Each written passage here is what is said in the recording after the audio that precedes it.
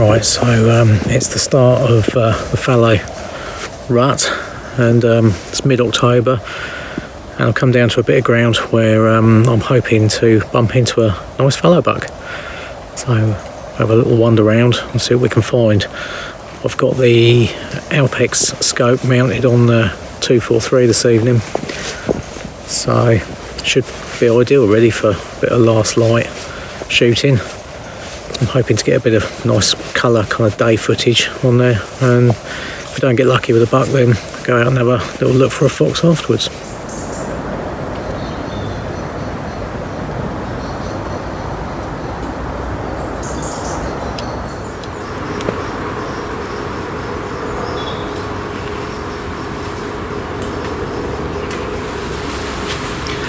Right, so I found a good place to wait just here.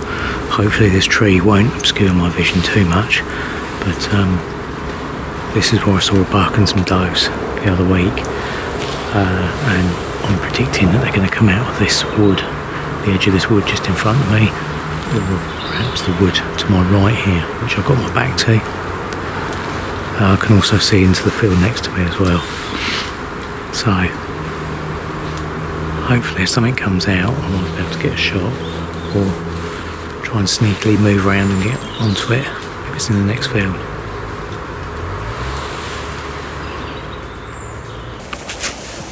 The light's just starting to fade, so any time now I'm expecting to see a deer or maybe a fox wander out onto this field.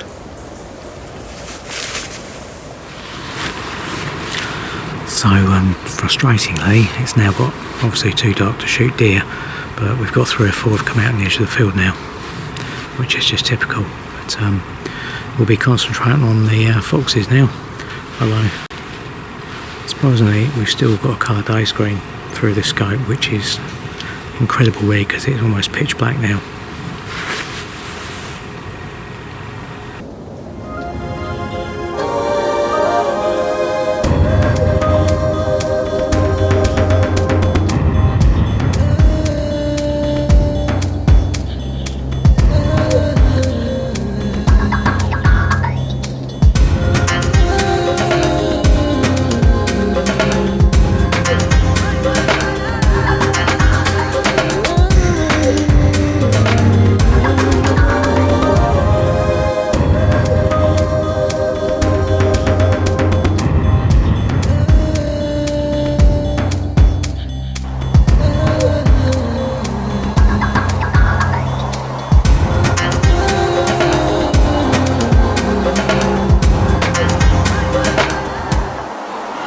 Right, so I've just spent all evening walking around that farm and I've seen nothing but deer. There's no foxes at all, which is really surprising because there's usually one about on there somewhere, but it's good to see there's plenty of deer on there. What I'm going to do is I'm going to head off to another farm and have a look. There's been a fox or two around over there, so the weather's just sort of come in a bit crap as well, so I think what I should do is I'll toodle over there, park up and probably have a couple of hours sleep until morning. So that's my plan.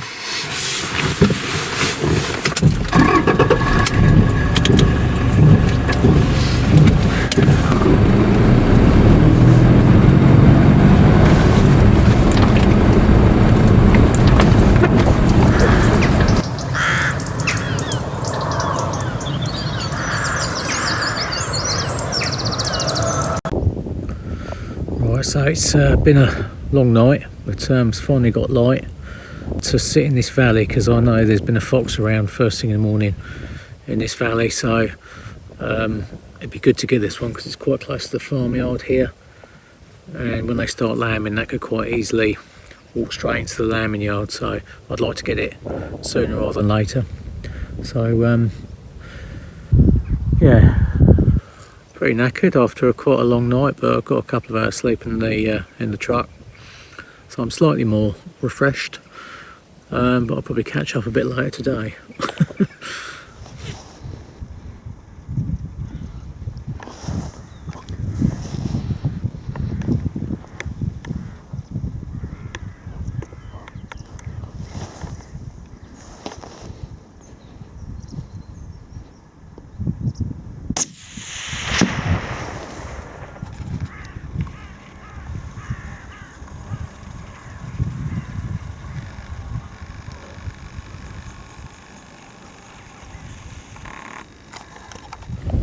Good, pleased with that, job done. That was about, what was that, 250 metres, so 275 yards, something like that.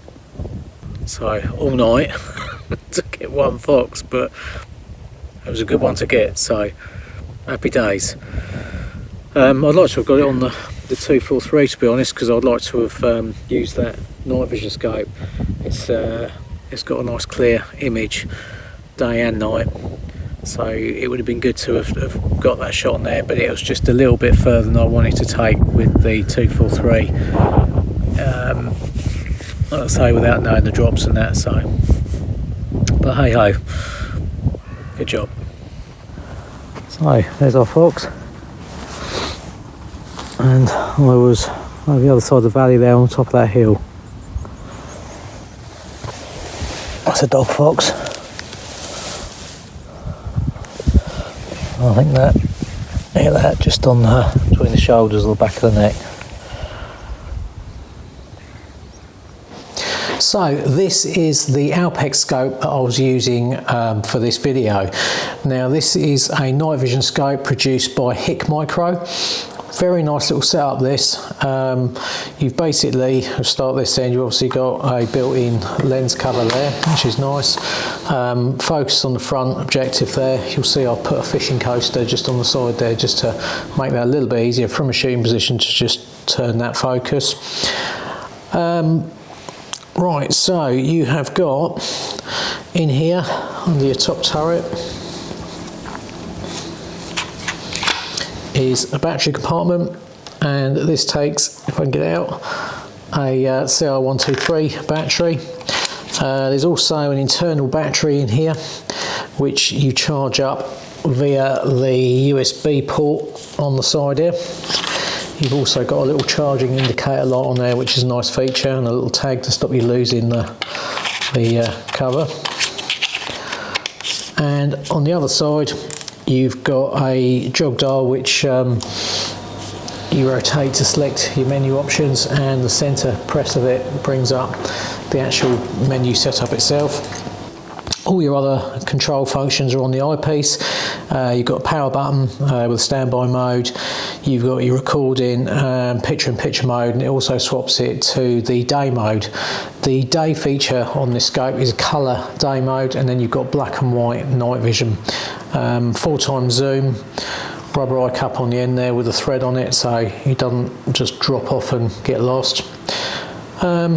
All in all, really nice little scope this. I think they retail around about 800 quid, so for that price tag you get an awful lot of scope for your money. It's kind of Hick Micro's version of the C50, but I'd actually say probably the nighttime at least picture on this is better than the C50. It's a lot sharper. So that's just my take on it, and if you'd like some more information on this scope, then they are available from Scott Country International at www.scottcountry.co.uk.